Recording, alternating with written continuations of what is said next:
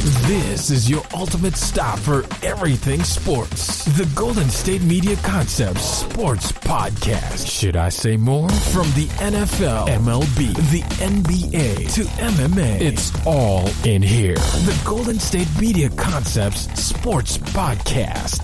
Listen now.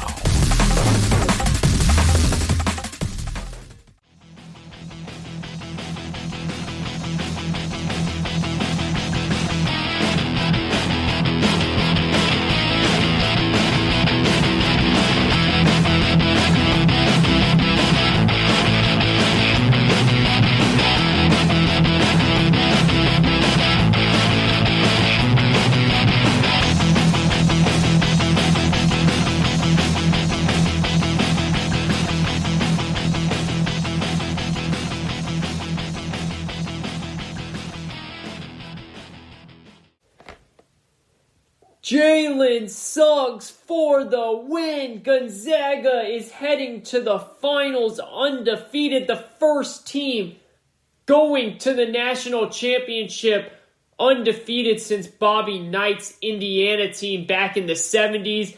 Two teams are left. We started this tournament a month ago, and we're finally down to two teams left. It's Baylor, it's Gonzaga, and you are listening to the GSMC Sports Podcast. I'm your host, as always, Kayvon Izami. The GSMC Sports Podcast is brought to you by the GSMC Podcast Network, and I want to thank everyone for taking a little bit of time out of their day to listen to this show as we record this on Sunday. Tomorrow night, the big finale. The two best teams in the country, ranked 1 and 2 before we entered the season.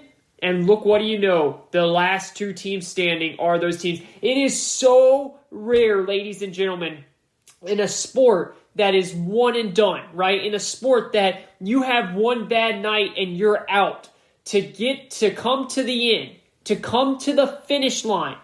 And the last two teams standing are the two teams that we expected to be here before we even started the season back in, November, October, right?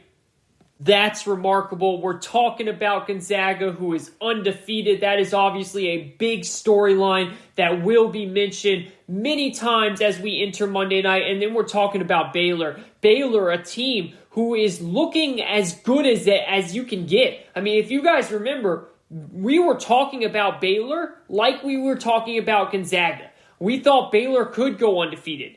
Baylor in a much tougher conference than Gonzaga, playing in the Big 12. And then they got that, they had issues going on with COVID. They went on a long pause, and they never fully got back to themselves. And honestly, I think that's helped them, ladies and gentlemen, because now they're really starting to roll, and they're looking like the Baylor team that we saw in the beginning of the season.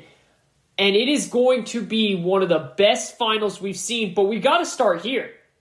Again, this is the GSMC Sports Podcast. Thank you, everyone, for listening, as we've got a jam-packed show today. We're not just talking basketball, but we have to start the show with basketball after what we saw last night and what we have coming up on Monday night. We're going to get into all types of stuff. Look, the MLB is making a major stand by a move that they just made earlier this week. We'll talk about that. We'll talk about KD. The NBA fined him $50,000 for his profanity and the vulgar words that he used to Michael Rappaport in the conversation that they had. We're going to talk about Roy Williams retiring. We're going to talk NFL. We've got a packed show today, but it's only right that we start off this show with what we saw last night, and it was UCLA 11 seed Mick Cronin really getting his boys to play great basketball. They've been the quote-unquote Cinderella of the tournament, even though they're UCLA, and a lot of people kind of have trouble actually claiming them as a Cinderella story, but they are an 11 seed, and let's just face it, no one thought UCLA had a shot. No one thought UCLA would even get close to beating Gonzaga. They were 14-point underdogs deemed by Vegas. Everyone said the only way that they can possibly win is if they play their style of ball. And what did they do? They played Gonzaga style. They went toe-to-toe with Goliath, and they almost won. And it's set up for a beautiful moment by Jalen Suggs, who this is what sports is, ladies and gentlemen. Everybody, you, me, anybody that has played sports before knows what these moments we're talking about. We're talking about the moments where you're standing in your front yard and your friend is counting down 5, 4 while you're dribbling the ball. And right when he gets to 1, you turn around, you shoot it, the crowd goes wild, you run around your yard, you scream. These moments that we always would do as kids, Jalen Suggs just had that moment on the biggest stage possible, the Final Four, to win the game. Buzzer beater, banked shot against Gonzaga. It was beautiful. That was one of the best all-around basketball games that I've seen in my entire life. It really was, because it had it all. It really did. It had, Gonzaga. First time all season, they were pushed to the limit. First time in the second half with 5 minutes to go, it was a tie game. How were they going to respond? Were they going to get tight? Again, they've never been in a situation like this before. But they showed up. UCLA, a team that thought they had no shot against Alabama, they beat them. They beat them in a way where, remember, Alabama hits a buzzer beater just like this, but to tie the game. Goes into overtime, UCLA comes out with the win. They play Michigan. They play terribly offensively, but they play so well defensively, Michigan can't even score 50 points. They win that game. Then they go into the Final Four as 14-point underdogs, and they really gave it their all. They put on a show for us. It wasn't like the first game. The first game was supposed to be the close game, but Baylor went out and dominated Houston from the beginning of the tip. They never looked back. This was different. This game, it is going to be hard to live up Monday night to this game, but fortunately for us basketball fans, we have two of the best teams in the nation. In my opinion, the two best teams in the nation. So we do have a chance of it living up to this type of game. But, look, this is going to go down. This Jalen Suggs shot, the shot that we all dream of as kids, the moment we saw last night, that is a moment that will go down in history that we will talk about forever. And look, I know UCLA, I know it hurts, right? And it was a great game. It was. But at the end of the day, unfortunately, we're not going to be talking about how close you guys were. We're not going to be talking about how you were a 14-point favorite and you lost in overtime. What we're going to be talking about years from now is the moment that will live forever. The moment that will stand with Christian Laettner's buzzer beater shot against Kentucky. The Chris Jenkins three-pointer in the national championship game against UNC with Michael Jordan in the stands.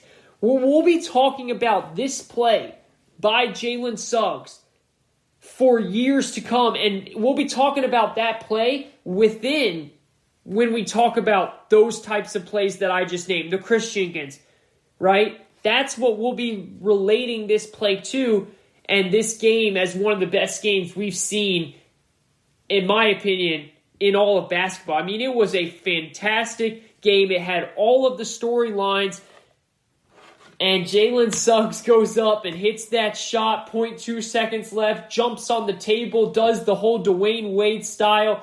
It was a game to remember for, and what a game it was. I had so much fun watching that. And look, I said this before the tournament, Jalen Suggs is my favorite player coming out of college. If I was the GM in the NBA, I would take him number 1 overall. I really do love Cade Cunningham. I think he's a stud. I think he'll be a great NBA player. I think he'll be a long-time NBA player, especially with his length and versatility to play 3 different positions, maybe even 4. He knows how to put the ball in the basket really well. But the thing with Jalen Suggs that separates him from Cade and Mobley and these other guys is he is a floor general. He is a point guard where he's ready to come in tomorrow and impact your NBA team. And he's got the passing, he's got the vision, and he's got the elite defense. That's one thing that translates so well from the college game to the NBA. Defense. Are you a good defensive player? And he is having a tournament of the ages right now. We'll see if he can keep it going as he goes into Monday night playing a Baylor team who has a couple studs on their end as well, including Davion Mitchell, who I think is a lottery and NBA pick. That guy reminds me of Kemba Walker. Ironically, he reminds me of Donovan Mitchell, and that's ironic because same last name. They also both wear 45s, but he's so pure. He's so good at getting to the paint. If he wants to get to the paint, he will get to the paint, just like Kimball was always great at in college and still really good at in the NBA. He can score in the paint so well. He's getting better with his outside shot. He's a great facilitator. Davion Mitchell, Jared Suggs, these are some of out of the many players to watch on Monday night, but these are two players to really highlight and keep your eye on as we move forward. And it will be a fantastic game. Again, like I said this earlier, the NBA is so much different, right? Because think about it. In the NBA, if you have a team like with LeBron on it, you're most likely going to either be in the finals or one of the last few teams, like either the West Finals, East Finals, depending on which team he's on at the time. You're going to be one of the last teams in the mix, right? If you're a team going into the season in the NBA and we think that you're going to be one of the best teams in the league, 99% of the time, you are the best team. You are one of the best teams in the league. Unless injuries or something out of the ordinary happens, usually you always are, because we know in the NBA who are the best teams going into the season. In college basketball, it doesn't work that way. It doesn't work that way at all. In college basketball, it is so rare to have a 1 seed and the number 1 ranked team and the number 2 ranked team in the entire country before the season starts to actually be the number 1 and 2 ranked team at the end of the year come Monday night. It just doesn't happen that way because of the long season, because of the conference play, you beat each other up, and then even more importantly, because of the 1-game season that you play in the tournament, right? In the tournament, I've said this so many times, you have a bad 20 minutes. You don't even have to have a bad 48 minutes, which is the full length of the game. If you just have a bad half, you will get eliminated from this tournament. And for the vice versa, if you get really hot like UCLA and play your best basketball towards the end of the season like UCLA, you can go on a phenomenal run. And that's what makes college basketball so fun. And I really think in a year where we didn't know if we were going to have a tournament, in a year where we didn't, or in a last couple years, we didn't have a tournament last year, right? We did not get to have March Madness last year. So we go into this year, we didn't get to have it. We didn't know if we were going to have a tournament. We knew that the NCAA was going to try as best as they can to put the tournament on. We didn't know how it was going to work. We didn't know if all of these teams being in Indianapolis and Indiana would work. We didn't know if games were going to be canceled. And at the end of the day, we only had one game get canceled, the VCU-Oregon game. Every other game happened. We had Cinderella stories. We had buzzer beaters. And now it comes down to Gonzaga, the only undefeated team to make the final game, the championship game, since Bob Knight's Indiana team, which was, I think it was the 1975-76 team that went undefeated. And ironically, that was the last team, obviously, to go on. You remember, we had teams like Kentucky. We had undefeated teams since then, but we've never had an undefeated team since that 1976 Indiana team actually win the whole thing or actually even reach the championship game. We had the 2013-14 Wichita State team who went 35-1, and their one loss came in round 2 against Kentucky. Remember, they got screwed that year. That year, Kentucky was an 8 seed, and they really should not have been an 8 seed at all, so they ran into a buzzsaw in Kentucky. And then speaking of Kentucky, in 2014-15, we had Kentucky who went 38-1. and they lost in the Final Four. That one loss came in the Final Four to Wisconsin. And they lost, I think it was by 6 points or something like that. But we didn't think they were going to lose at all. And they got to the Final Four and lost. So for Gonzaga, now I know a lot of people are going to say, hey, a lot of games got canceled. I don't care about that. Oh, they're going to say, hey, they play in the West Coast Conference. It's not as hard. I do not care about that. Again, we are talking about a tournament where if you have one bad half, it's over. And Gonzaga's been able to stand pat through that, and they've been able to make it here. Will they win?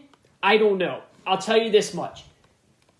The hardest thing about having a game like they just had is having to bounce back and play another game. See, having a moment like that, like Chris Jenkins did a couple years ago against UNC, that was in a championship game. So it's over, right? It's done. He won the championship with that shot.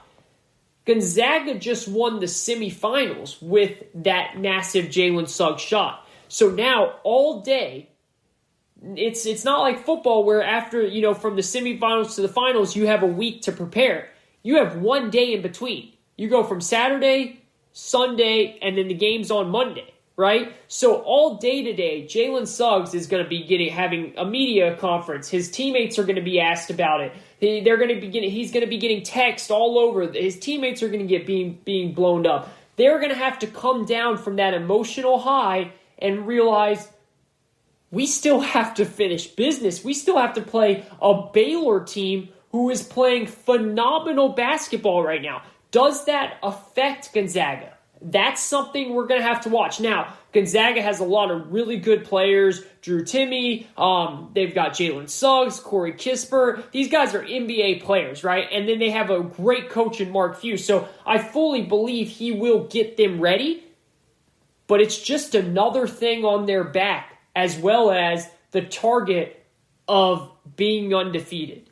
A lot of pressure is on Gonzaga Monday night, while Baylor's playing with house money here, okay? Baylor, they were predicted to be here at the beginning of the season, but because Gonzaga's undefeated, all the attention is on Gonzaga. All the attention is on Gonzaga. And will Baylor be able to pull the upset? Well, that's something we're going to tell you guys about later in the show. This is the GSMC Sports Podcast. I'm your host, Kayvon Izami. All right, we're going to take a quick break. When we come back, we're going to take things over to MLB. We're going to talk a little bit of some serious news happening in the MLB right now. If it wasn't for the Gonzaga and the Jalen Suggs massive shot, I would have opened the show with this. I think this is one of the biggest topics going on in the sports world right now, and we are going to hit on that right after this. Don't go anywhere. This is the GSMC Sports Podcast. I'm your host, Kayvon Izami. We'll be right back after this.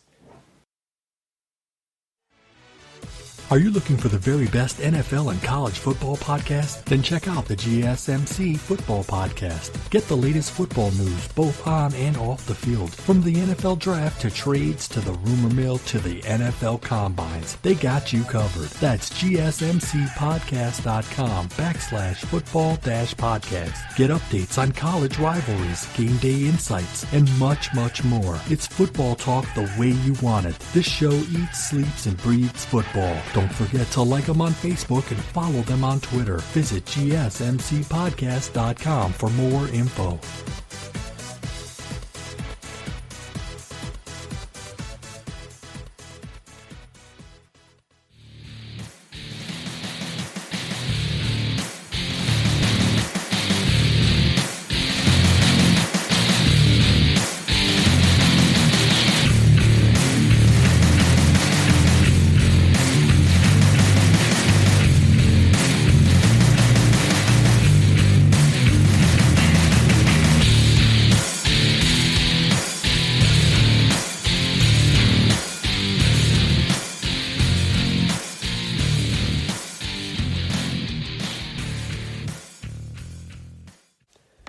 Welcome back, ladies and gentlemen. You are listening to the GSMC Sports Podcast, which is brought to you by the GSMC Podcast Network. I am your host, Kayvon Izami. Thank you, everyone, for just giving us a little bit of attention throughout your day here. We really do appreciate it. Hit the like button, hit the subscribe button, tell your friends about us. We always appreciate all of the listeners, especially the loyal ones and the ones that are hopping on board. We appreciate you guys as well. It means a lot to us for tuning in and checking us out. And we're going to have a lot of great content coming to you guys, especially as we round out the month of April here. I mean, think about it. There is still so much to go. The NCAA championship game on Monday. The draft is in a couple of weeks from now. There is, one thing that's so funny about the draft, it's highway robbery. I mean, the time leading up to the draft,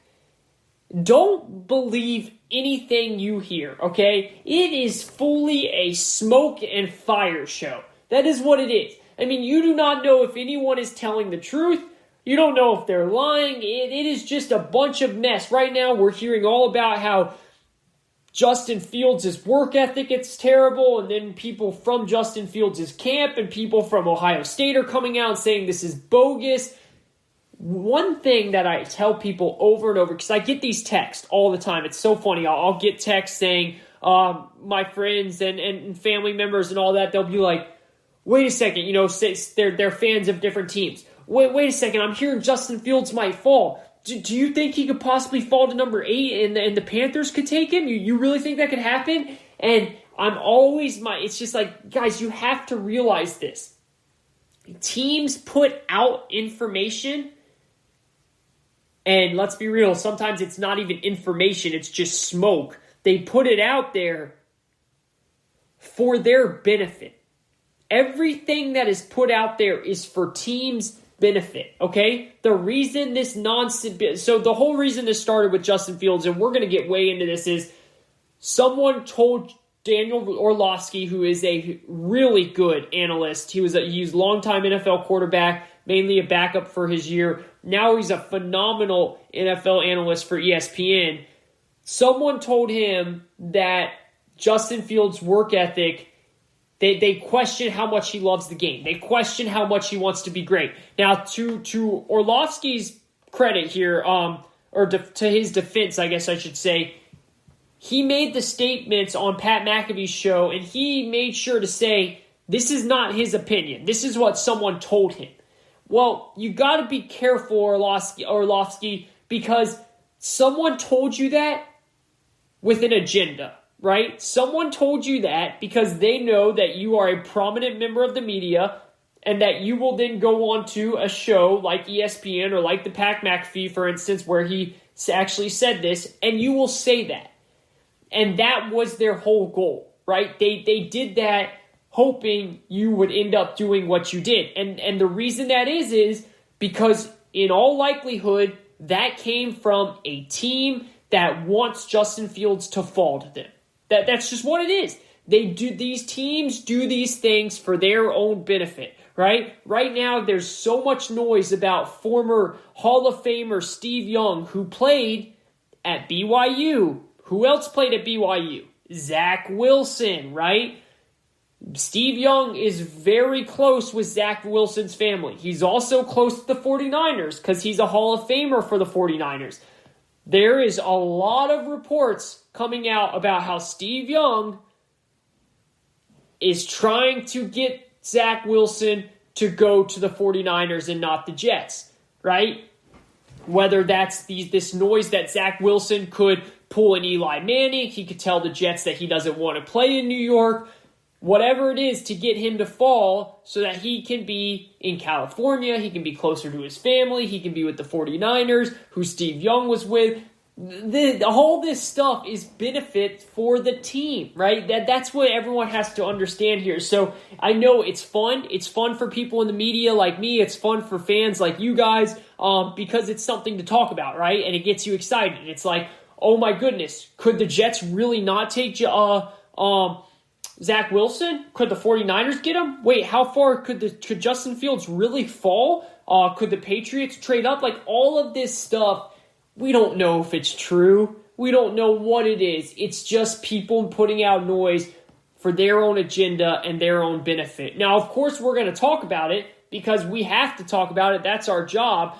But my whole point is don't get all up in arms on the little things that you hear because at the end of the day, someone's doing that for a specific reason to try and get some of these players to fall to them, or to try and up the ante on their leverage, right? Another instance, you'll hear a lot of stuff about the Falcons, who have the number 4 overall pick, taking a quarterback. That's what you're going to hear. Why? Because they want teams to believe, like Carolina, like Denver, like New England, like Chicago, they want all those teams that need to trade up for a quarterback, they want them to believe that they're going to take a quarterback. So if they want to come up and take their spot, it's going to have to be a big-time offer to get them to move off taking a quarterback. When all likelihood, they probably won't take a quarterback. They're just looking to trade down. All smoke signals here that we have to process as we go through these next couple of weeks. But we'll get into that more as we go here. I do want to start off this second segment here with a really big story that really, I think it's one of the biggest stories in sports right now. And that is that Major League Baseball decided to move the All-Star game out of Atlanta, right? Because of the voter suppression laws that were passed in the state of Georgia earlier this week. And Major League Baseball usually is not the first to step up and do something like this. They usually, if they do anything at all, they follow the lead of the NFL or the NBA, who has done a number of different things, especially the NBA, who has been really progressive and out front about these types of things in more recent. This is a sports show, so we're not going to break down the ins and outs of this law. I mean, it's like a 92-page law, so obviously we can't break that all down. You can always go and read that if you'd like. But we are going to look at this from the sports angle. And obviously people are going to push back because that's how this works. Right? Like, look, one thing I have learned is that you will never be able to please everybody, no matter what you say. That's just how the world works. And a lot of times it's good. A lot of times that's okay, right? Because it brings conversation, it brings debate, it brings learning. That's what happens when you have conversations, as long as, big asterisk here, it's a healthy conversation, and there are two sides trying to learn, which sometimes politics doesn't always have. But no matter what, you're going to never be able to please anyone, right? So while I am not going to get into the ins and outs and the details of the law, there is one thing that is extremely clear, and that is the law makes it harder for people to vote, period, right? Whether it's not allowing people to vote after 5 p.m., which, as we know, 99% of the people work normal 8 to 5 hours, 8 to 5 throughout the day. So that leaves them no time to vote. Or the lines are long, there's fewer places to actually vote at. Again, not going to get into it, but overall, it clearly makes it harder for a majority of people to get out and vote. So, Major League Baseball decided to come in and say, hey, we aren't going to stand for that. So we are going to move the All-Star game out of the state of Georgia. We're going to take it out of Atlanta, which is where the All-Star game was supposed to be this year, okay? The Atlanta was supposed to host it this year. So real quick, a lot of people might not understand why Major League Baseball would do this, and you have to look at it from this perspective of, how does this affect the state of Georgia? And the quick and easy answer is money, right? You take away a big event like the All-Star Game where families and friends and fans from all over come to Atlanta that week. And they spend money on hotels and drinks and food. It's a big deal for a city when you get awarded one of these events, like the All-Star Game. So MLB taking that away, it takes away money, which then upsets the people and the citizens of the city of Atlanta, right? The small business owners, the hotel owners, the people that live in Atlanta and were expected to go to the event. A lot of money gets spent during a week like this. It's a trickle-down effect, right? So that's why. That's the easy and quick answer of what this does. Now Major League Baseball stepping up and being the first sports entity to do something, that was surprising to me.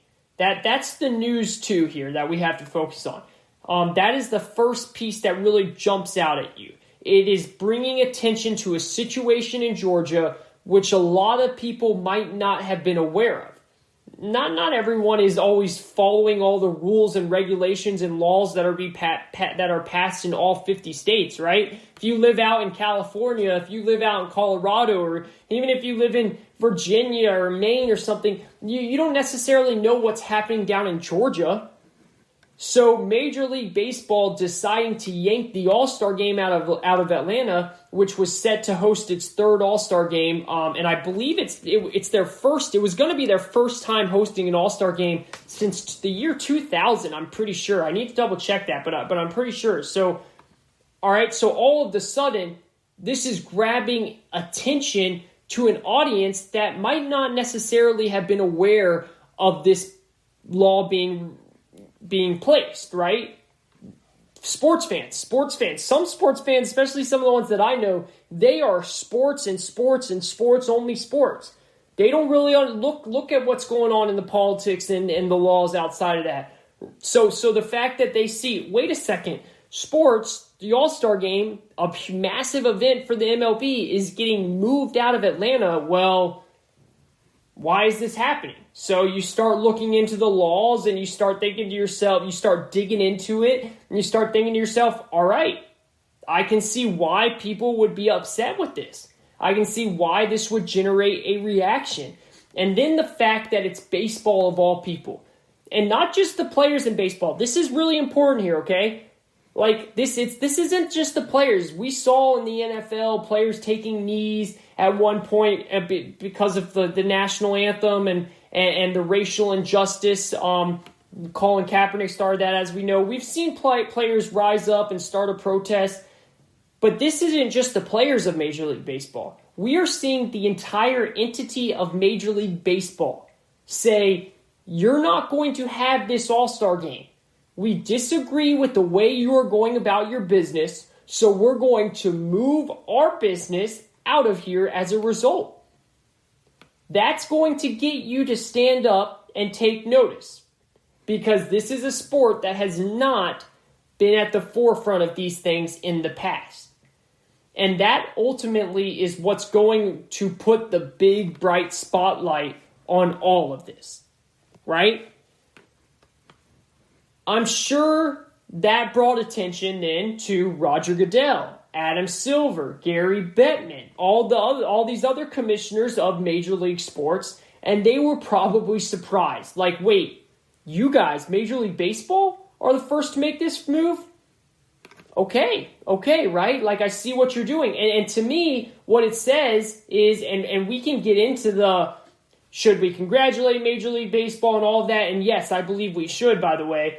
But one thing you have to understand, and this is important here, and you know how I always try and peel the onion back, right? I always try and peel the curtain back further to really understand the whys.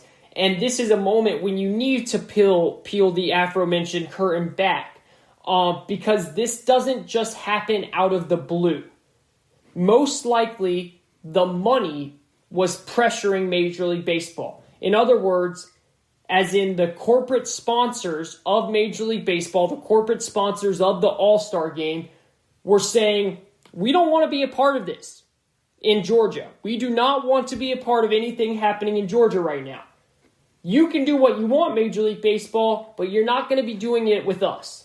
And I think that's what's so important here, because with the same big money that funds the Super Bowl, the SEC championship in football, which is in Atlanta every year, by the way, the college football playoff, the NBA All-Star game, which was just in Georgia before this law came out. So all of these other events now have to make an important decision. Are you going to Georgia? And I just think this is the first domino that's fallen. Because I don't see how another group, another organization, another sports league comes in and they say, we'll hold our championship here after Major League Baseball just made this gesture. I think these are going to have long-term implications because the money is backing out, right? That's the huge thing here. Money is money. We get that. And that's a problem for everybody who wants to hold an event in Georgia. And, the interesting thing with baseball is that baseball, their big events are few and far in between. You have the All-Star Game, the postseason, the World Series. That's about it, right? So if you're getting threatened to have this big money pull out of one of your marquee events when you are having lesser and lesser events, you're going to make sure you do the right decision. And they made the right decision for money, right? And this, to me, is the first domino to fall. This isn't going to be the last time we hear of somebody either not playing in an event in the state of Georgia, in the city of Atlanta, or an event deciding, hey, should we really have our event there? Should we really rethink that? Or maybe even players standing up themselves if their sports entity, if their sports league doesn't want to. And so that becomes the question I am most curious with, right? How does this play out moving forward? Because this is obviously big news now. So that's what I want to get into next. I want to take a quick break here, and I want to come back and I want to ask this question, and I'm going to answer it, all right? And then we're going to dive into a lot of other things, but how does this play out moving forward?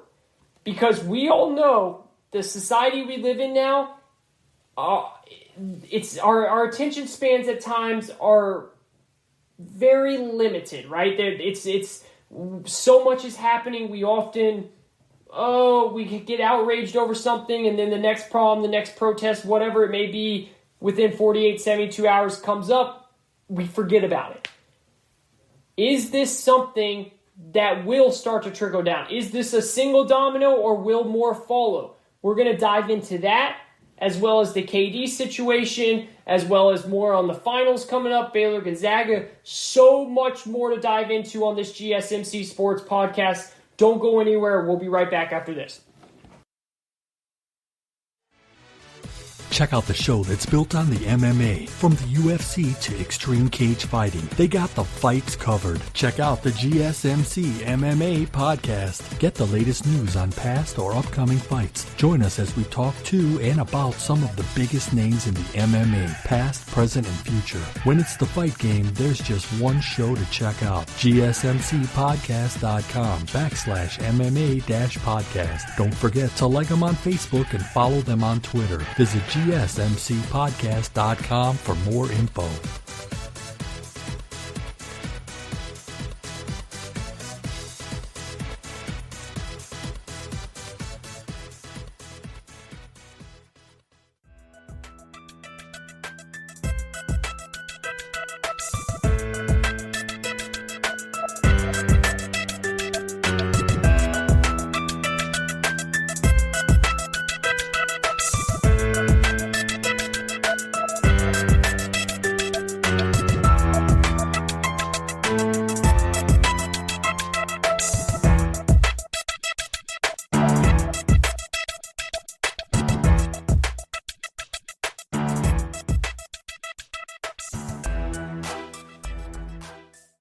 Hello, welcome. You are now listening to the GSMC Sports Podcast. You are listening to segment number 3 of the newest edition of the GSMC Sports Podcast, which is brought to you by the GSMC Podcast Network. I am your host, Kayvon. We've tackled a lot of big things so far. Baylor, Gonzaga in the finals, 1 and 2 at the beginning of the season, now meet with the last 2 teams standing. Jalen Suggs hits a shot of the lifetime, the shot that we all played in our front yards growing up. You know, your friend counts down, you yourself counts down to 5, 4. You take the winning shot, you hit it, you go wild.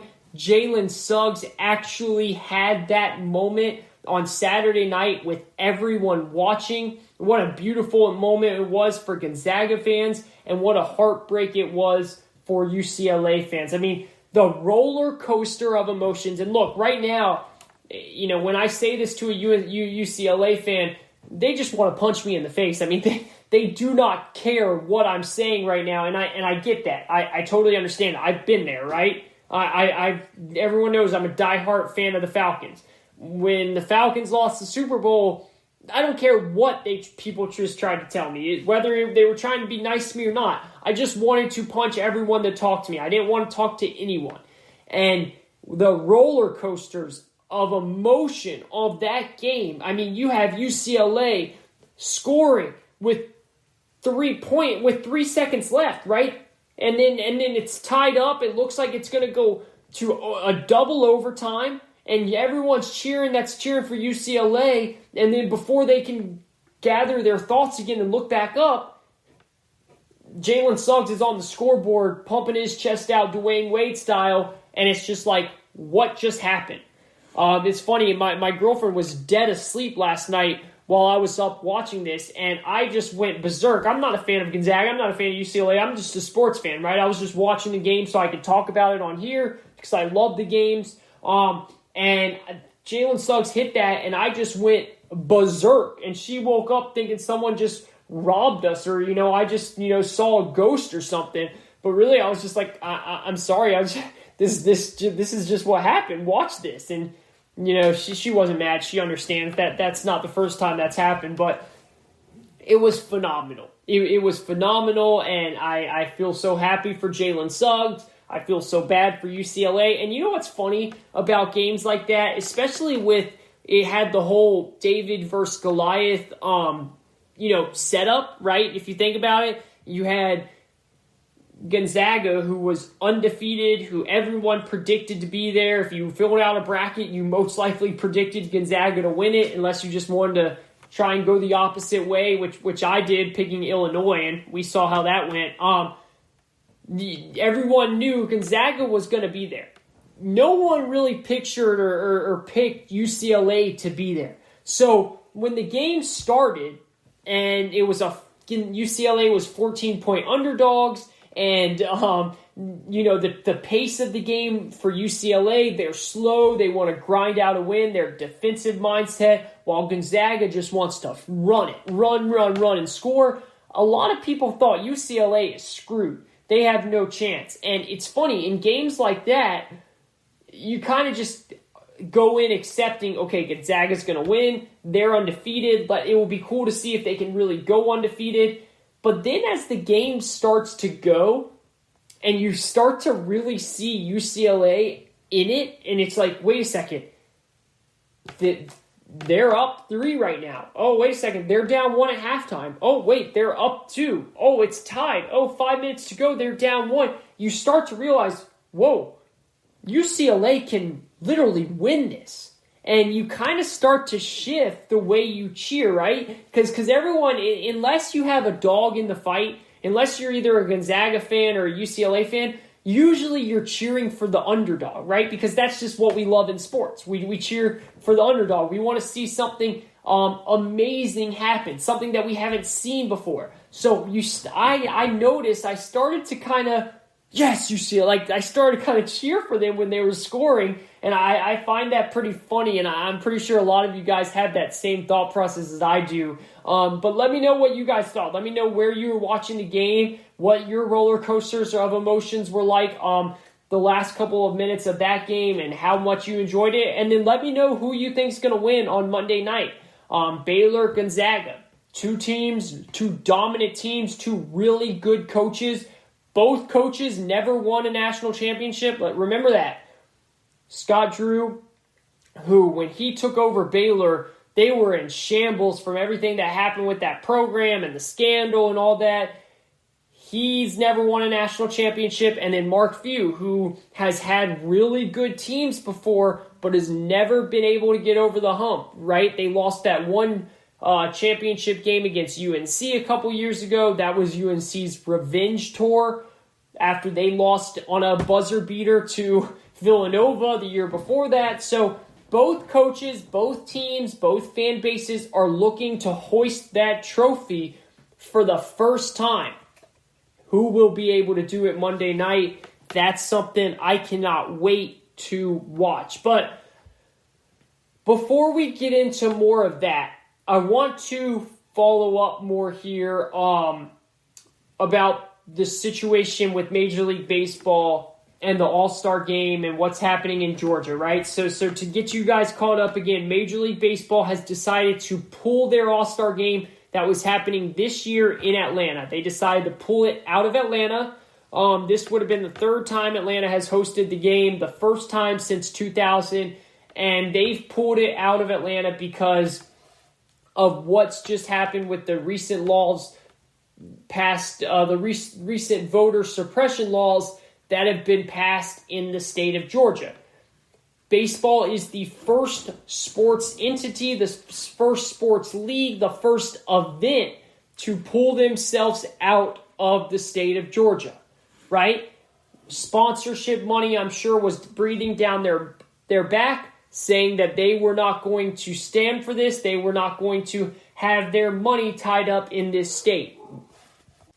So Major League Baseball decided to make the move of pulling their All-Star Game out of Atlanta. So this is my question now. My question becomes, is this the first domino to fall? That this isn't going, is this going to be, are we going to have more of this? And I do believe we will, right? I do believe that this isn't going to be the last time we hear of somebody either not playing in an event in the state of Georgia or the city of Atlanta, or an event deciding, hey, we need to rethink this.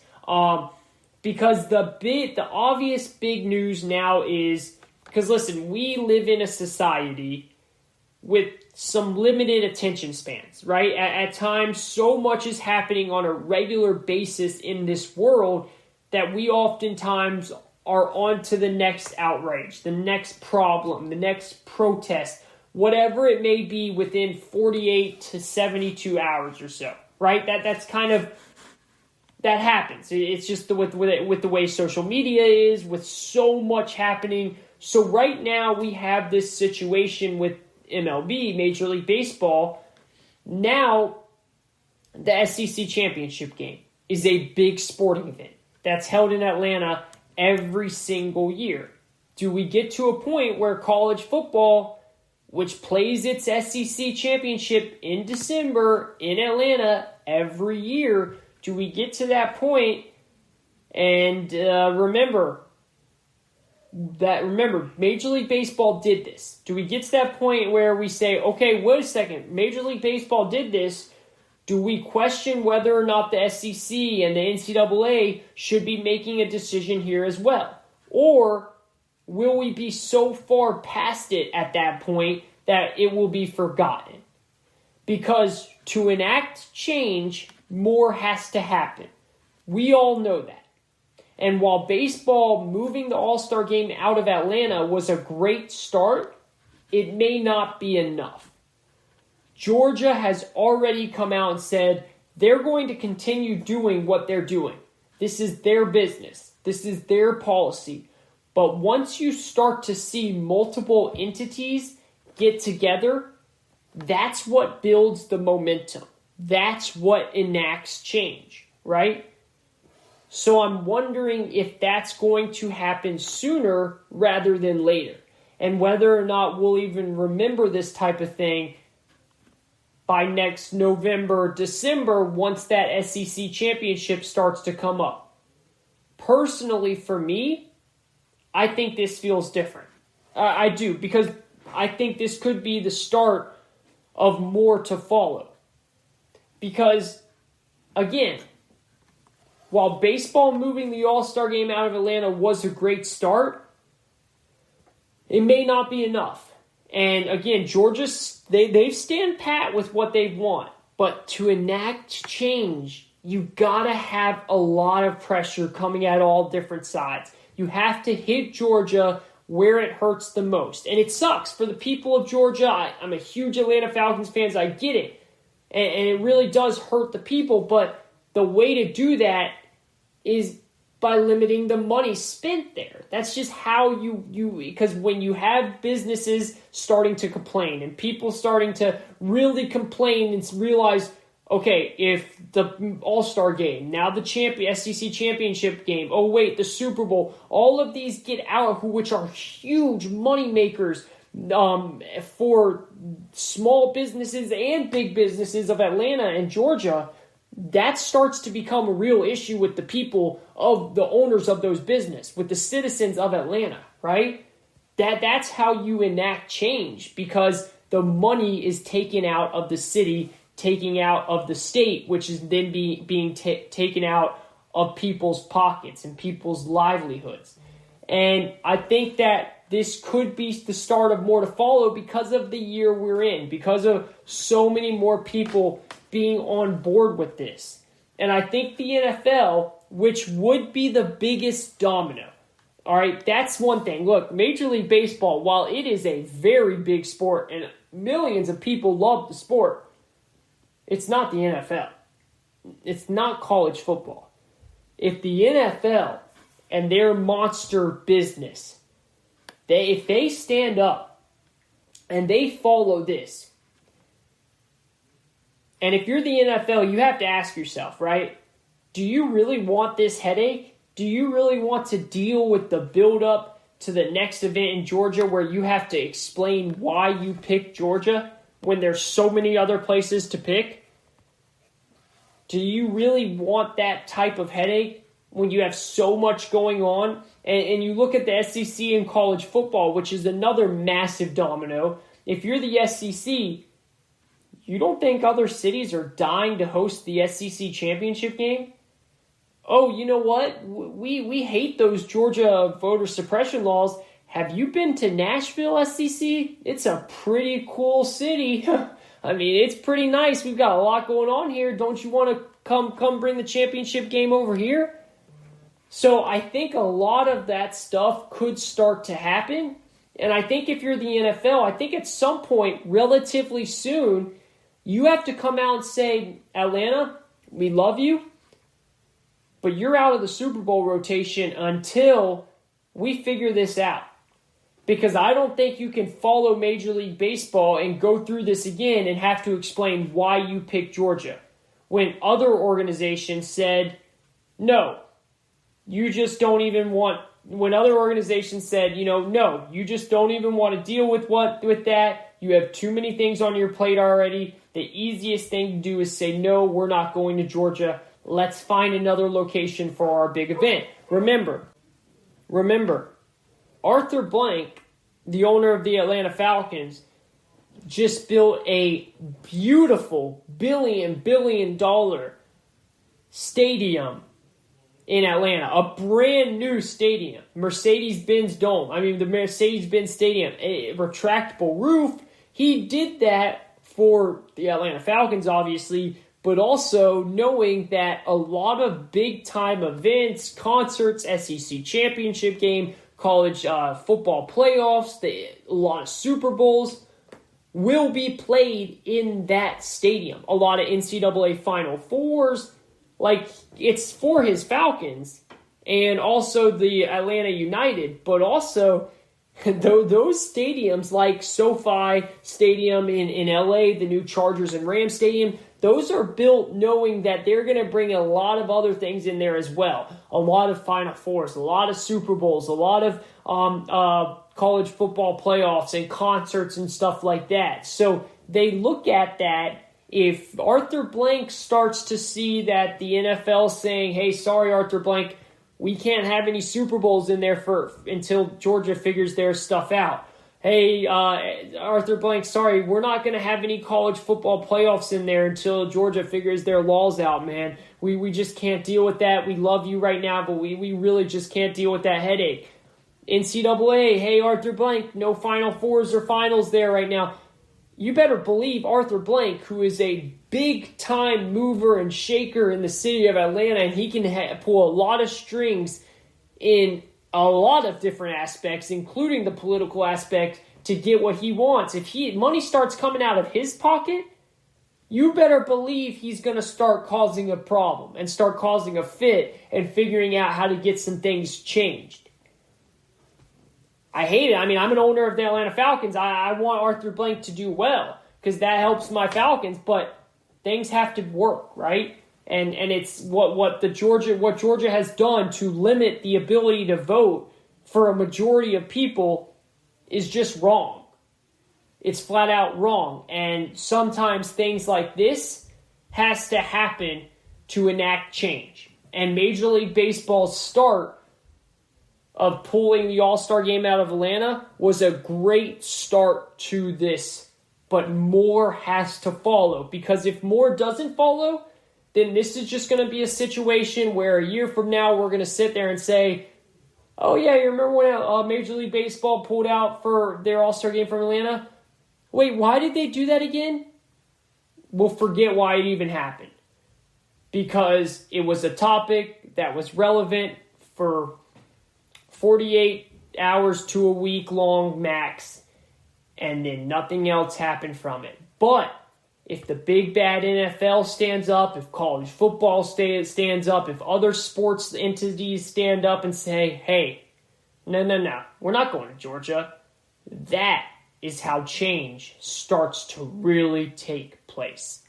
This is the GSMC Sports Podcast. I'm your host, Kayvon Izami. I hope everyone's having a phenomenal day. We're going to take a quick break. When we come back, segment number 4 will be underway. A lot of KD talk to talk about, NFL, and we'll round out the show with my prediction, Gonzaga versus Baylor. We'll be right back after this.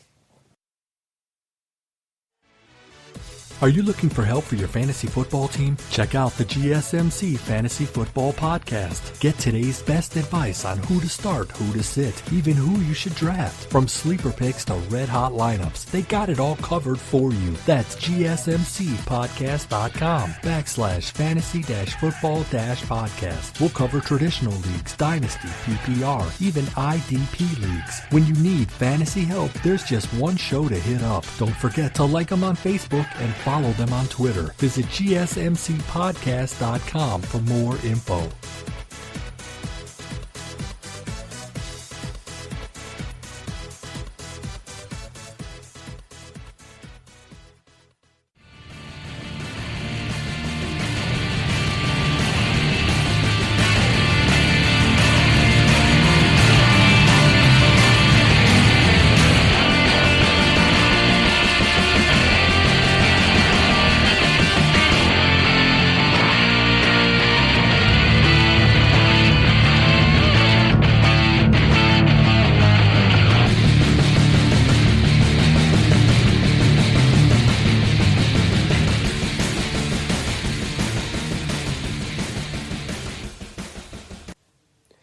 You are listening to the GSMC Sports Podcast. I am your host, Kayvon Izami. Thank you, everyone, for sticking with us throughout the show. We are now entering segment number 4, also known as our final segment of the show. What a great show it's been. Lots going on in the sports world, from games to more in-depth, deeper conversations like we just had with MLB moving their All-Star game out of Atlanta, and same with what we're about to talk about here with Kevin Durant and his situation, his altercation that he had with actor, comedian Michael Rappaport. We'll get into in just a second here, but also, so much going on in basketball, women's side and men's. Women's, we have the championship game going on tonight, starting here in just a little bit. Stanford taking on Arizona. Arizona is a remarkable story for those that have not been following the women's tournament, which has been a downright phenomenal tournament. Lots going on with that tournament, a success so far. And really what happened was Arizona wasn't even projected to make the tournament once this season started. They haven't made the women's NCAA tournament in 16 years. And they finally make it this year. And what do? They power their way to a Final Four run where they then upset the mammoth of women's basketball, Connecticut, and Paige Buchers, who's just been one of the most fun players to watch in all of basketball this year, men's or women's. She's been phenomenal, her and her shot, the way she finishes at the rim. And Arizona was not scared at all of them. They came out and dominated them from the start, really. And now they're taking on a Stanford team who I do think Arizona's run ends at this point. I think Stanford's time is due. They haven't won a national championship since 1992, but they've got a phenomenal coach, one of the winningest head coaches in all of women's basketball. And I think that Stanford gets their bill paid, and they end up finally winning that championship that they've been wanting for so long, being such a successful program throughout those years, just not being able to get to the top. But maybe Arizona's magical run continues. Whether it does or does not, they have been a great story so far, and I really I know this will come out tomorrow morning, so this will already happen, but I really hope a lot of you guys are tuning in and watching that show because, watching that game, because it's going to be a really fun one to watch tonight. Something else we touched on just a little bit throughout the segments here. Haven't gotten into more detail on it, but we will as we go because we're still about 3 weeks away from the draft, is just kind of what I talked about with the smoke screens that you're seeing here from the NFL. This is the get all your information out, whether it's true, whether it's false, just get it out time and let it kind of go off into the ether and just let people talk about it and see which way it falls for NFL teams. Look, we've been dealing with this forever. This is what you get before you end up having the actual draft. The idea that Zach Wilson is a lock to go number 2, that's what the only thing that is a sure-on lock, something that you can truly lock it up and seal it and put it in the bag, is Trevor Lawrence is going number 1 overall. That is happening, okay? The NFL draft might as well not even announce that pick because what's going to happen, Jacksonville on the night of April 29th, Jacksonville will run their pick, and I mean run because they want Trevor Lawrence, and rightfully so. They will sprint their pick up to the commissioner. He will walk out there. He'll get booed in Cleveland. He'll announce Trevor Lawrence. We'll cheer. We'll congratulate him. Much deserved, number 1 overall. And then after that, the official NFL draft will begin. And after that, it is all, if you know, congrats to you, because nobody else knows what's going to happen after that. Right now, everyone believes Zach Wilson's going number 2 overall. They still have Sam Darnold. Would they really draft Zach Wilson knowing they still have Sam Darnold? Right now, everyone's reporting that the most the Jets have been offered for Sam Darnold is a 3rd-round pick. A 3rd-round pick for a guy who took number 3 overall a couple of years ago. Is it really worth it? I mean, at that point, you might as well just hold on to Sam Darnold, right? What's the point of giving him away if it's only a 3rd-round pick that you're getting back? You might as well have him back up Zach Wilson, or you might as well have him play and let Zach Wilson learn behind him if that's who you're going to take. But to me, I don't think Zach Wilson's a lock at number 2. What separates Zach Wilson from Justin Fields? You know, there's all these rumors out there, and again, it's rumors. These are things that are being put out there by executives, by coaches, by agents. There's an agenda to all of this. Look, Zach Wilson would much rather, and Zach Wilson's family would much rather have him go to the 49ers than the Jets. That's why you can see guys like Steve Young, who is very close with the Wilson family, who played at BYU, just like Zach Wilson, who played for the 49ers. That's why you see him coming on TV and saying Zach Wilson is a perfect fit for the 49ers. The 49ers would love to have Zach Wilson. They want Zach Wilson to be in San Francisco, just like Zach Wilson would rather be in San Francisco. Does that mean he'll end up there? Who knows? But that is a motivational factor to try and get him to San Francisco. Justin Fields, you know, these reports about him being a one-read quarterback. Go watch the tape. The guy is not a one-read quarterback. The guy had 6 touchdown passes against Clemson after breaking his rib. He's able to go through his progressions just as good as anyone else in this draft, if not better than anyone in this draft. He's an athlete. He ran a 4.44. He's got a great arm. He fits today's mold. Zach Wilson's had injury history. I'm not here to knock Zach Wilson. I'm just saying this idea that he is the surefire second best quarterback in the draft, no one knows that. If you watch the film, it really doesn't even tell you that. He had one good season at BYU with a team that was way better than every single team they played this year. Every team. I mean, that offensive line he had at BYU was one of the best offensive lines in the country. He had a Grand Canyon size of a pocket to be able to work in. You think he's going to have that if he goes to the Jets? No.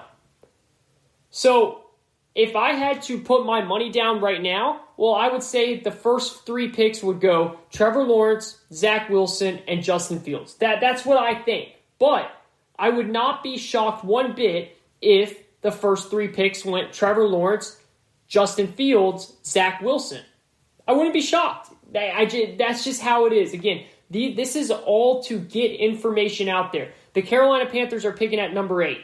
You don't think that they would absolutely love if Justin Fields or Trey Lance fell down to them at number 8? That's their goal. They don't have to trade up, and they still get a quarterback. The only way that can happen, though, is if one of these quarterbacks slide. And how does a quarterback or any player slide in the draft? Well, if some information comes out that makes teams a little bit hesitant to pull the trigger and draft him. So Carolina's going to do what's best for them to try and make that happen. That's what this is all about. So it's fun. It's really fun to talk about and debate. But again, you've got to really listen to what you're hearing and only put stock in the things that you truly can back up and say for yourself, that sounds about right. This is the GSMC Sports Podcast. All right, I want to dive into this KD altercation here. There was a situation that happened last week, as I'm sure all of you know now. I think it was last week. A little mixed up with my time frame. So much is going on in the sports world right now. But it was an altercation between Kevin Durant and actor-comedian Michael Rappaport.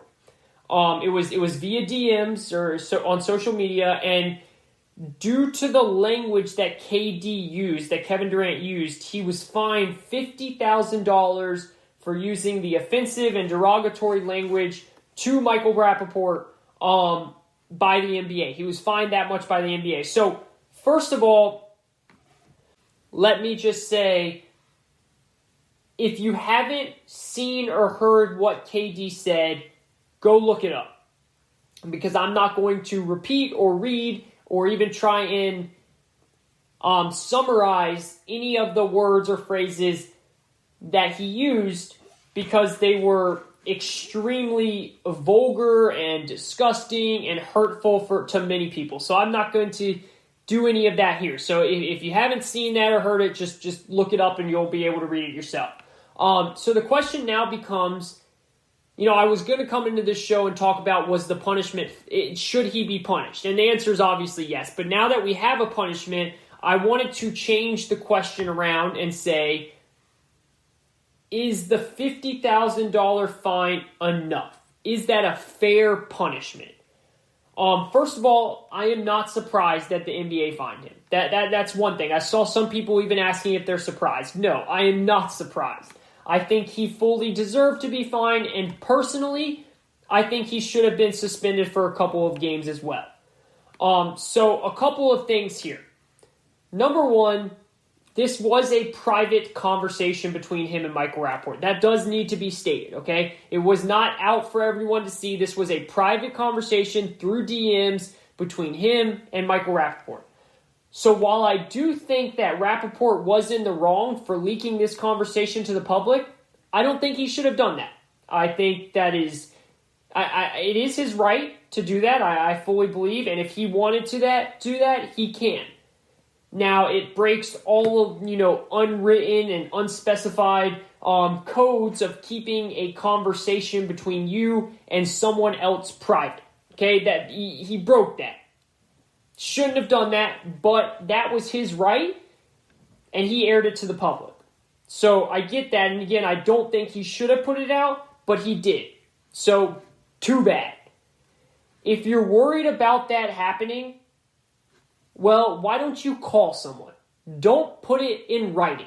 If you're worried that it could possibly come out, this is just a PSA for anybody who is famous or for anyone at all. If you're writing someone to someone that you are looking at while you write and saying, man, this could come back and bite me, don't write it.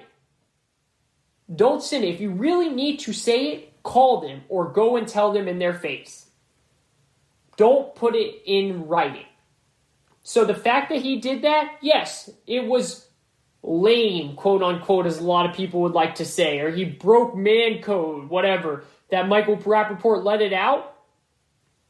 He still had every right to do that, and he did it. Too bad for KD. He got caught. The language itself is the most important thing here, though. And that was just disgustingly ridiculous. I've heard all week about people saying, well, that's the language you use every day. If you're talking with your bros, that's what you use. No, it's not. No, it's not. Okay, that's not the language that you use. Secondly, you're Kevin Durant. You are freaking Kevin Durant. You're supposed to be better than to engage with Michael Rappaport, who is just an attention-seeking so-called comedian.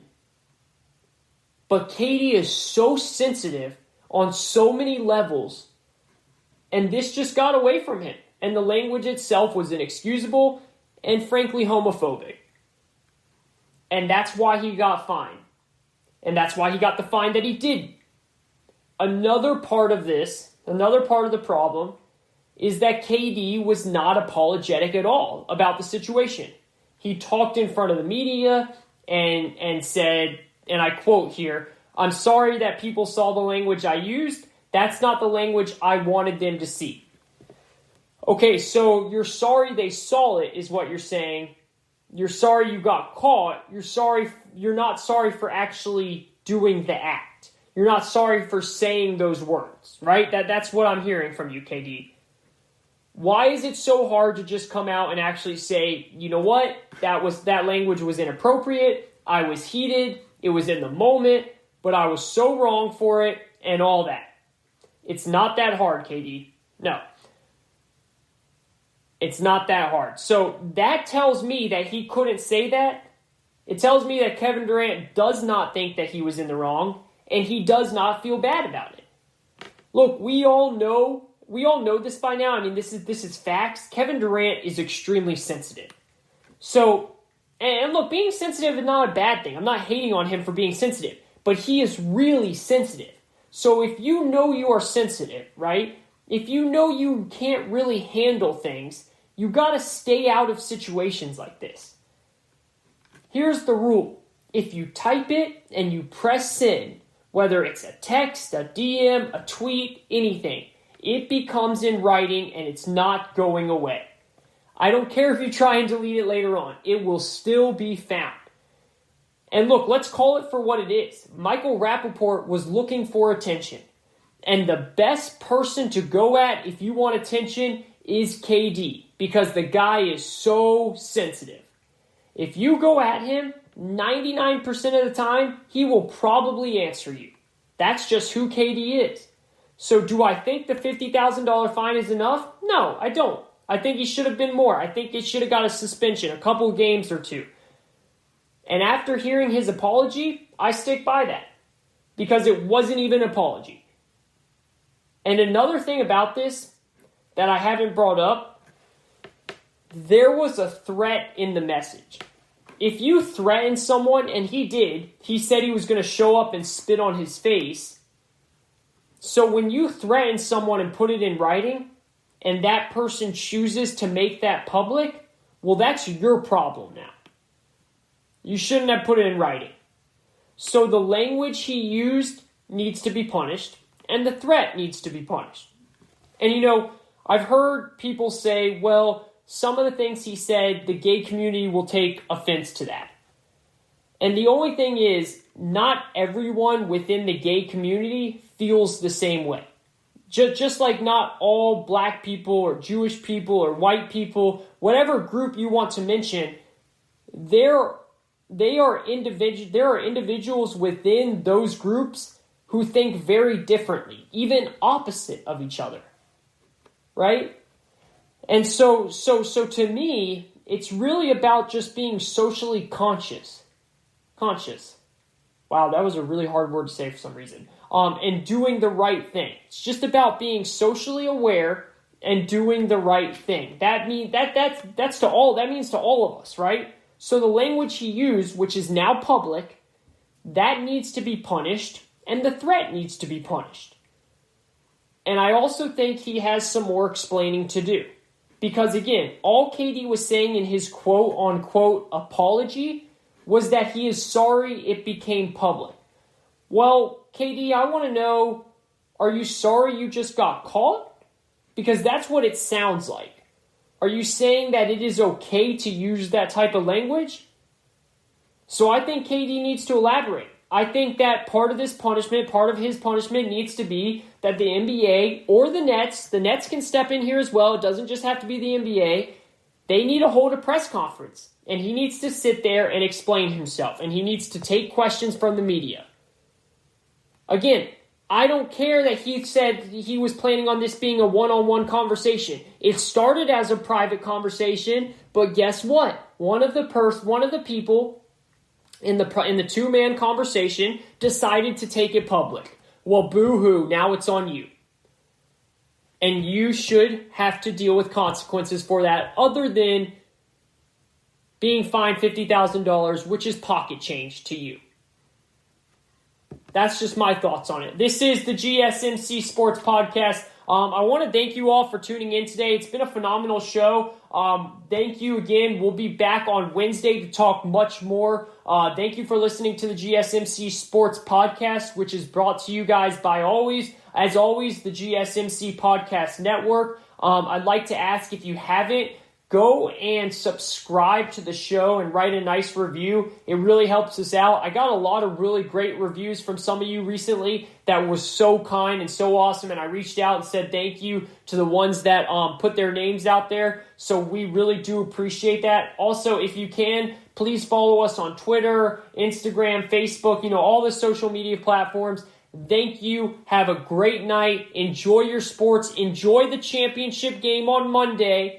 And we will be back after that on Wednesday to talk about the championship game and talk much more of NFL, NBA, NHL, MLB, now that opening day has happened, and much more. Stay tuned for then. Have a great early start to your week.